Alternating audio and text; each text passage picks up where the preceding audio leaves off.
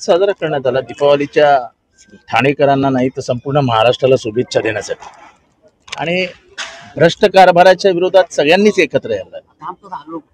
जेव्हा बलाढ्य शक्ती समोर दिसते आणि ती दोन्ही हातांनी बरबटलेली आहे तेव्हा काही मतभेद जरूर असले तरी ते बाजूला ठेवून आपल्याला एकत्र यावं लागतं। देवीची देखील पूजा देखील केली, दर्शन देखील घेतलेलं आहे। काय नेमकं साकडं घातलंय सर्वांनी? या ठाण्यातनं जो भ्रष्ट कारभार आणि गेनी म्हणजे ठाण्यात लुटलं नाही, दरोडा घातलाय, महाराष्ट्रात दरोडा घातलाय, त्या दरोडेखोरांना बाजूला कर देवी, तेवढी शक्ती आम्हाला दे, एवढी मागणी केली। एकीकडे महाविकास आघाडीकडून मतदार यादीचा जो घोळ आहे तो स्वच्छ करा आणि त्यानंतरच निवडणुका घ्या असं देखील म्हटलं जातं। असं मतदार याद्यांमध्ये चोऱ्या केल्याशिवाय ते विधानसभा जिंकूच शकत नव्हते।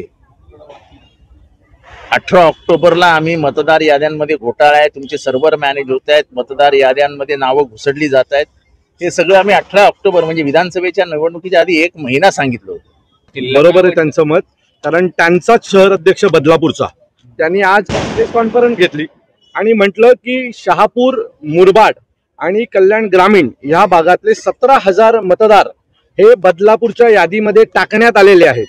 तो याचा अर्थ अशाच सगळ्या गोष्टी करून हे लोक निवडून आलेत। आता त्यावेळेला तिथला शहर अध्यक्ष का नाही बोलला शिवसेनेचा की अशा प्रकारे मतं नोंदवलेत, कारण त्यावेळेला ते दोघं एकत्र मिळून निवडणुका लढत होते।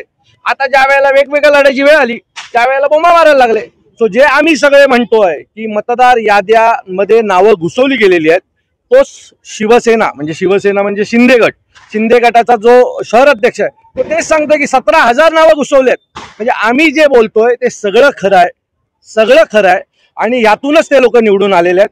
पण यापुढे आम्ही गप्प बसणार नाहीत, याद्यांवर काम करणार आणि जो कोणी मतदान केंद्रावर बोगस मतदान करायला येईल तो येताना नीट येईल, पण जाताना नीट जाईल का याची खात्री आम्ही देणार नाही। कारण आम्ही ज्यावेळेला 4 जण एकत्र उभे राहू त्यावेळेला तुम्हाला कोणाचा बाप आमच्या समोर येऊन उभा राहायचा आहे, तुम्हाला या वेळेला बोगस मतदान करून आम्ही देणार नाही।